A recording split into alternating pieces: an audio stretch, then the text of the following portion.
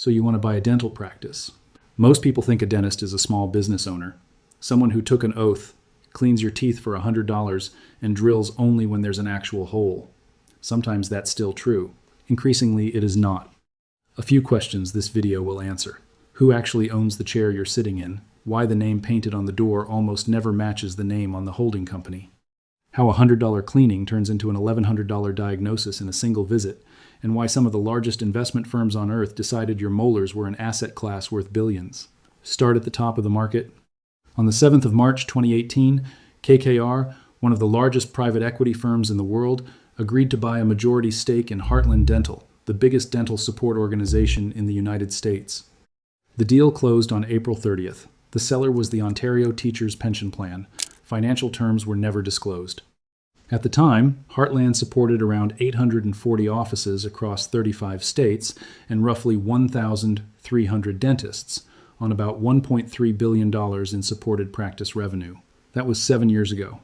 Today, Heartland supports more than 1,900 offices across 39 states and the District of Columbia, with about 3,100 dentists and 11.5 million patient visits a year, on a supported network that clears $4.2 billion. One firm, one brand, you've probably never heard of because it isn't painted on any door. That's the top. The middle is crowded. The Aspen Group runs more than 1,300 practices. PDS Health, around 1,100. The 10 largest dental organizations in America now sit on roughly 7,800 offices between them. According to the American Dental Association's own November 2025 data, 16.1% of dentists are now tied to one of these organizations, a share that has more than doubled since 2015. Among dentists less than 10 years out of school, it's more than 1 in 4. Then there's the floor, the cheapest real way in. You don't need a platform. You buy one practice. A general dental office doing $2 million in revenue changes hands for roughly 4 to 7 times its earnings. Call it $2.5 million, but you'll hit a wall in about half the country. 22 states and the District of Columbia forbid anyone but a licensed dentist from owning a dental practice. Of course, you have that. You keep a dentist's name on the corporation, and you own the management company that runs everything else. The dentist owns the mouth, you own the business. That structure has a name. It's called a dental support organization, and the entire industry is built on it. So the question becomes obvious. Why would anyone in their right mind assemble hundreds of dental offices, hire compliance lawyers in 50 states, and keep another man's name on the door? The answer is simple: the spread. Officially, a dental practice makes money in 2 ways. It cleans teeth, and it fixes teeth. Unofficially, in 3. More on that later. Start with the mechanism that pays for all the others.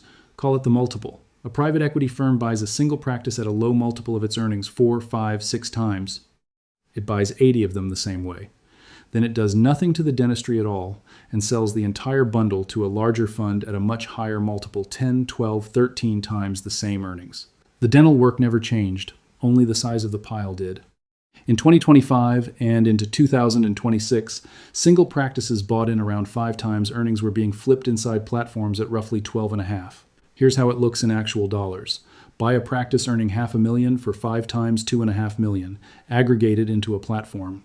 Sell it at 12.5, $6.25 million. You added 5 turns of earnings by doing nothing but stapling the paperwork together. Multiply that by 80 offices, and you get a tidy sum. There's a quiet trick inside that earnings number. When the fund buys your practice, it recalculates your profit by replacing you, the owner, with a salaried associate at a market wage. Whatever you used to pay yourself above that becomes profit. You are now a cost line. The dentist who built the practice is repriced as an employee before the ink is dry and asked to sign a 5-year contract to stay. That's the finance. Now the chair. A routine cleaning the thing you think you're there for is a low-margin product. Nationally, it runs about $104 without insurance, and most plans cover 2 a year at 100%. There's almost nothing in it. The money is 1 code away. If your gums are diagnosed with periodontal disease, the cleaning is no longer a cleaning. It becomes scaling and root planing, a deep cleaning, billed per quadrant at roughly $200 to $400 each. A full mouth runs $600 to $1,600, with a national midpoint near $1,100. Your $100 visit is now an $1,100 one, and you don't go back to normal cleanings afterward. You're moved onto periodontal maintenance 3 to 4 times a year instead of 2, at $100 to $200 a visit, for the rest of your life. The diagnosis doesn't just raise one bill. It rewrites the annuity. And here's the part people don't talk about. The decision to make that diagnosis is increasingly not the dentist's alone. A 2013 investigation by the United States Senate Finance and Judiciary Committees found that corporate-controlled clinics set daily production goals and paid dentists bonuses based on how much work they did. When the person deciding whether you're sick is paid more when you are, the diagnosis stops being purely medical. The Senate called it a system that places profits before patient care. The third revenue stream is the boring one that makes the whole model work: centralization. One organization buying gloves, composite implants, and imaging for 1,900 offices negotiates supply discounts of 15 to 20% against what a solo dentist pays. Then it strips out the front desk, the billing staff, the HR, the marketing one back office instead of 1,900. That's not a scandal, that's just leverage. And it's real money. There's a fourth thing you're buying, and it isn't on the balance sheet. The name on the door. When the fund buys the practice Dr. Rivera ran for 30 years, it keeps her name on the sign. The patients don't know the ownership changed. They think they're still going to Dr. Rivera. Trust doesn't transfer in an acquisition unless you never tell anyone the acquisition happened. In half the country, that name is also the only reason the whole thing is legal. Two ways to grow, and they're worth separating. You can buy an existing practice, instant patients, instant name, a higher price. Or you can build a new one from scratch, cheaper, slower, no goodwill. Heartland does roughly half and half. In 2025, it opened 75 offices from nothing and affiliated dozens more. Both paths buy the same thing. One buys the trust that already exists, the other manufactures it. Now the cost side. A dental office is expensive to keep breathing whether anyone sits in the chair or not. The lease, the chairs, the imaging, the hygienists and associates on salary, and on a roll-up, the debt, because these platforms are bought with borrowed money, and the interest doesn't care how many cavities you found this quarter. Which is where the model has a specific weakness. The entire arbitrage depends on selling the pile for more than you paid. That only works while multiples stay high.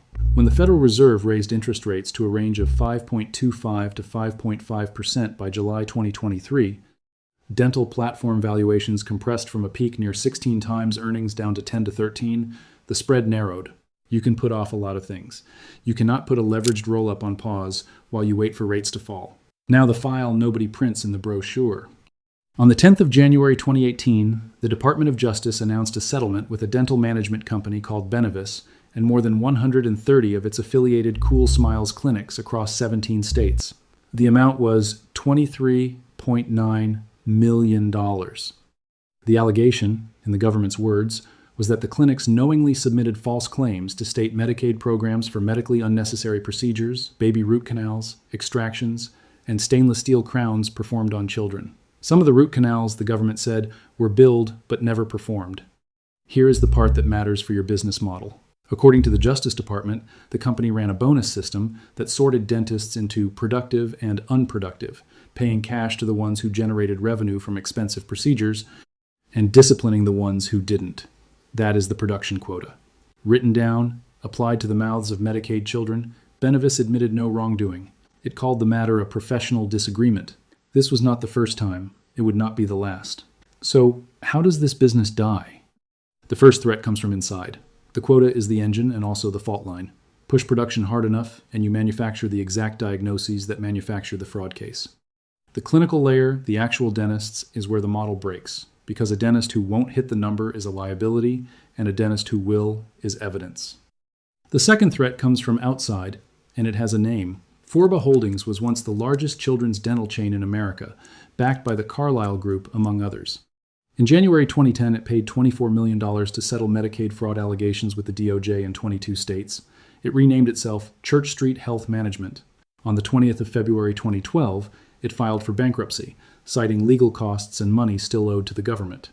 It emerged, was excluded from Medicaid by federal regulators in 2014, and on the 5th of February 2015, filed again, this time Chapter 7.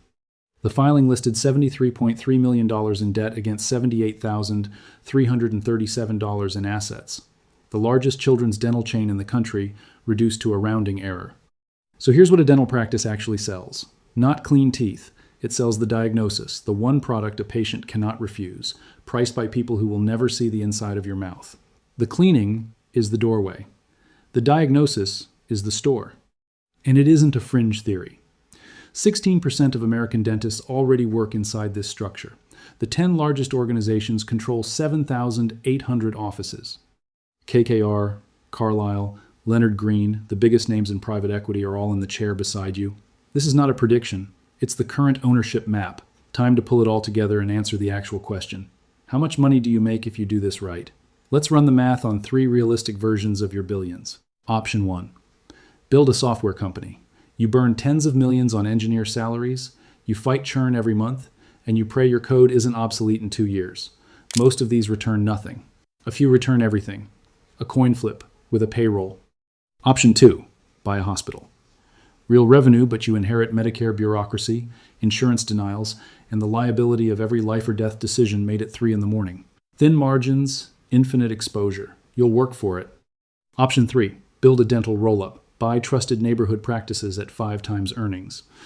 Keep the retiring dentist's name on the door because in half the country you legally must, and everywhere else it keeps the patients calm. Turn the owner into a salaried employee.